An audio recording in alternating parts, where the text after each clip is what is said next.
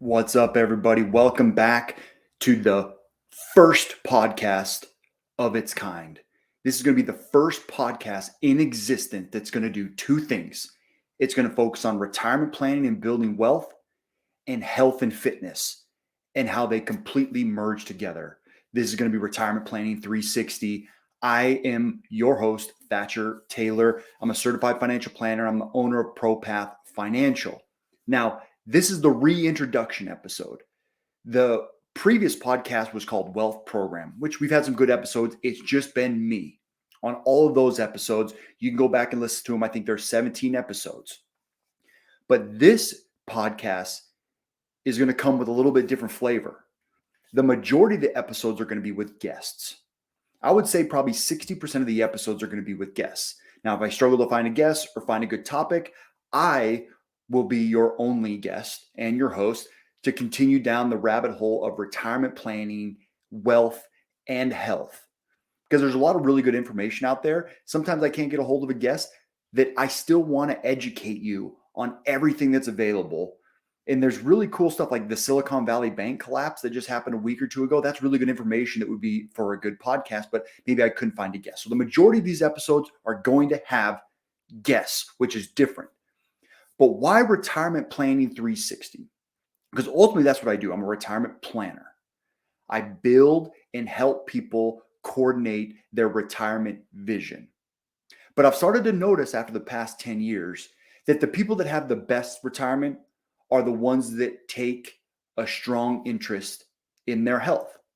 So it's not just retirement planning, it's the full circle 360 of health and wealth. And a lot of this is going to be physical health, but mental health and emotional health, because one of the biggest things that happen to retirees, over 50% of them say they hate their first year of retirement.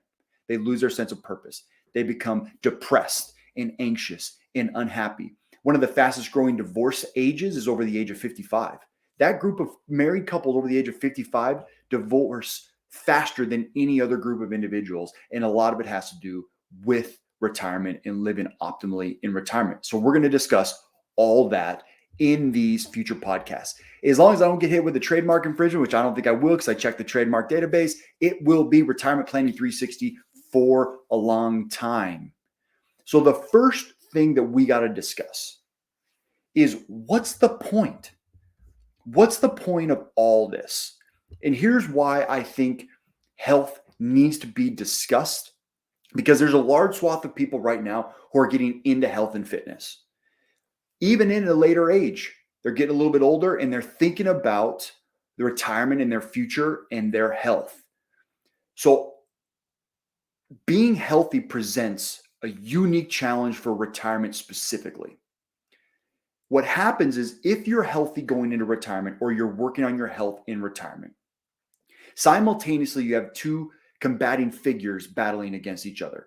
You have health risk being decreased and longevity risk being increased. Now, health risk reduction is great, but longevity risk increases could be difficult. Now, health risk is just the risk in retirement that you're going to run into a lot of health problems and have to incur a lot of costs associated with health and medical. And one of the biggest costs, if not the biggest cost in retirement, are medical expenses. Maybe it's not early, maybe it's not the first or second year, but later on down the road, as you age and your health begins to decline, that's where medical expenses really kick up.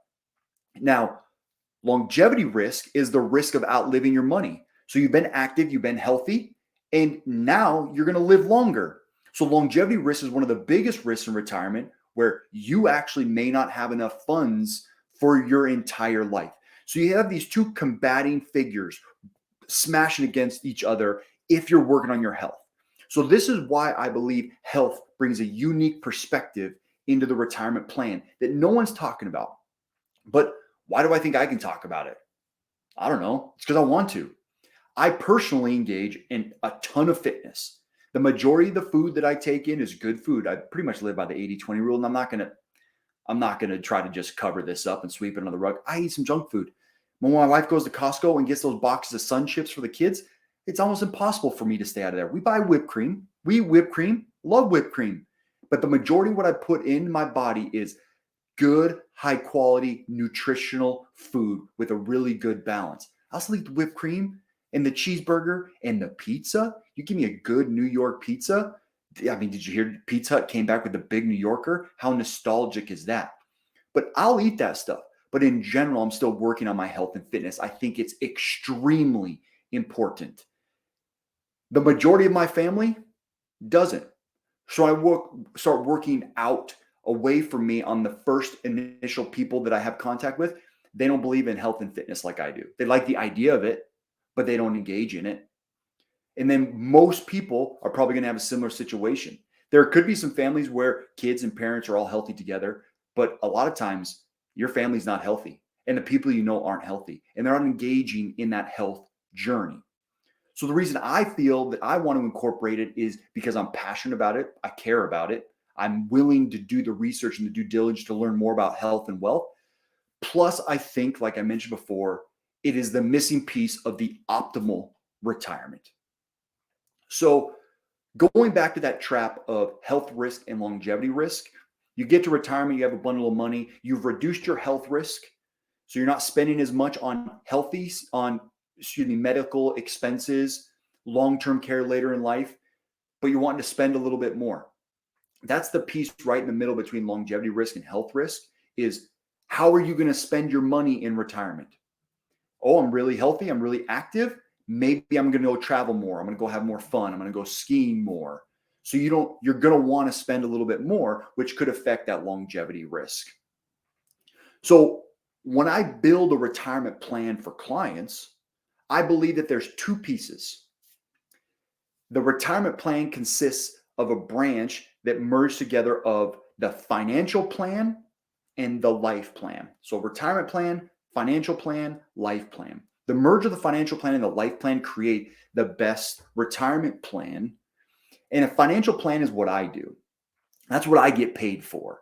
I help families learn how to set goals, invest properly, how much should you invest and save, help protect against short-term catastrophic expenses, so cash management, sometimes debt pay down strategies as well. That is a lot of times falls into my clientele because we want to reduce that as we go into retirement.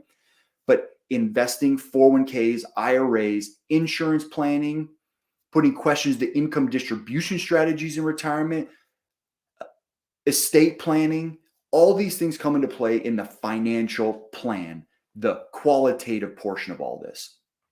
But the quantitative is the life plan.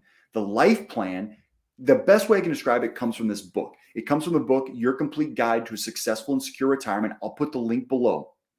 The author, Larry Swidrow, suggests creating a plan that a retirement life plan that considers, among other things, your passions, financial security, charitable endeavors, relationships, intellectual stimulation, and having fun.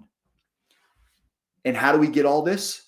All these things that come into play, stimulation, passions, charitable endeavors, being active, being happy. I think that comes with a functional body and mind. That's the health and fitness. That's the portion of the life plan that we need to combine. And the only way to do this is to bring guests on a podcast that both are in the financial realm and the health realm all in one place. So that's the purpose of this. That's the purpose of this podcast, is to bring fitness and life into one picture so you can get the optimal retirement. So one place that I like to go as a resource for my health and wellness is Peter Attia. He's, I would say, in our entire society, the leading subject matter expert on longevity. He'll get very technical on longevity. It can get crazy, but it is so valuable when you look at it and start thinking about what you need to address on your longevity journey. So the best place I like to start with Peter Attia is the 4 horsemen of chronic disease. He coined this. I did not take it. In fact, I'm going to tell you the majority of the stuff that I take in health and fitness is going to come from someone else. I'm just telling you. But someone's got to get the message out there. But there'll be some creative things. I've been an athlete my entire life. I've been in fitness my entire life. So there'll be analogies and some anecdotal experiences that I can utilize to help on your journey, maybe to help motivate you and encourage you. But the majority of the stuff I'm going to talk about is going to come from guys like Peter Attia. So Here's the 4 horsemen of chronic disease. Now, 80% of deaths in people over 50 who do not smoke. So take smoking out of it. So 80% of deaths, 8 out of 10 people, 4 out of 5 people, 80 out of 100, whatever in your mind sounds better, over the age of 50 who do not smoke are going to die of the 4 horsemen, these four things. Atherosclerotic disease, and that's comprised of cardiovascular disease and cerebrovascular disease. 2, cancer. 3 is neurodegenerative disease. That's like Alzheimer's disease. That's the most common. And then the foundational disease is a spectrum of everything of hyperinsulinemia to insulin resistance to fatty liver disease and type 2 diabetes. Those are the 4 things that people are going to pass away from, 80% of people over the age of 50. Now, before we move forward from that, there's something about health span that we need to discuss. So I've talked a lot about lifespan, longevity, lifespan. Longevity and lifespan go hand in hand because lifespan and longevity are an actual numerical age on how long you're going to live. Your lifespan was age 90. Your lifespan was age 92. Your grandma passed away at 97. Her lifespan was 97 years. But there's something different called health span. That is less of the quantitative and the qualitative portion of viewing your healthy life. And you view it in kind of 3 components: cognitive, physical and structural, and emotional.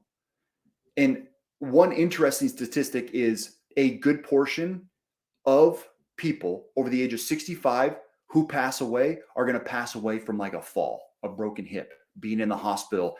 These things are what play into your health span. So that's why taking care of your physical and structural body is extremely important. With the cognitive piece, most of the efforts we put into preserving cognition are basically directly in line with the efforts we want to reduce dementia with. We want to try to protect from dementia. My grandpa had dementia and Alzheimer's. I remember him being in the rest home and you'd be talking to him and all of a sudden he'd be talking out the window about a horse that he had like 40 or 50 years ago. It would just go off somewhere. You could clearly see the mind was deteriorating. So a lot of these things, physical, the health, the nutrition that you have can help clear up the mind. And the physical component is the first thing. Moving on from the cognitive piece, the physical component is kind of the first thing that starts to compromise life, where your mind might be there at age 62, 64, 65, 67, but your body's falling apart. You're overweight, you're out of shape, and you've lost a lot of muscle along the way. And muscle is the most important thing to really keep your body functional. And you've lost a lot of that. That usually happens. The physical component happens decades before you pass away. Not acting on your physical health is going to really affect you decades before. It's a long build up to some point in the future where all of a sudden things stop working. So Peter Attia is going to be one of our sources. Hopefully we can get him on the podcast someday in the future, but I don't see that happening immediately, but I'll work on it, I promise. But there are other places, other medical doctors, professionals, nutritionists, physical therapists, people that I'm going to bring on to help you work on your physical body, regardless if you're just starting your physical journey or if you're on your physical journey and you just want to fine tune it and get a little bit better. So this is where we're going to merge things: financial planning, fitness, and health. This is going to be a podcast unique in its own. So what I choose on my fitness journey is CrossFit. That's my main key log in this whole process. But some people are always like, oh, CrossFit, that's so dangerous. That's for crazy people. I was literally just getting my hair cut 2 days ago. The lady's 55 and she goes to Hot Works. She goes in a room by herself and watches a TV screen in a hot room. And she thinks CrossFitters are crazy. They don't understand that CrossFit's for everybody. But the reason I like CrossFit the most, and this is what separates it from everything else, and I promised you, when that lady went into Hot Works, they were not talking about this. But if you're going to Hot Works, you're going to consistently and it's helping you get fitter and stronger, I'm happy for you. But this is why I like CrossFit the most. The first thing is CrossFit describes what is fitness, and it describes 10 general physical skills. I'm going to link this below in the show notes. These 10 general physical skills are cardiovascular and respiratory endurance. Oh, Peter Attia, thanks. Stamina, strength, flexibility, power, speed, coordination, agility, balance, and accuracy. So I'm going to go through this again, but first let's paint a picture. Imagine you're 77. You're 77. And let's think about all of these general physical skills. They're going to help you at age 77 to get to 87 or even 97. So let's think about these. Let's go through them really quick. Cardiovascular and respiratory endurance, having a good functional heart. That was one of the four horsemen. Cardiovascular disease was going to kill you. Stamina. Stamina just helps you so you can work out longer and safer to build that baseline of that conditioning. Strength, obviously. Flexibility.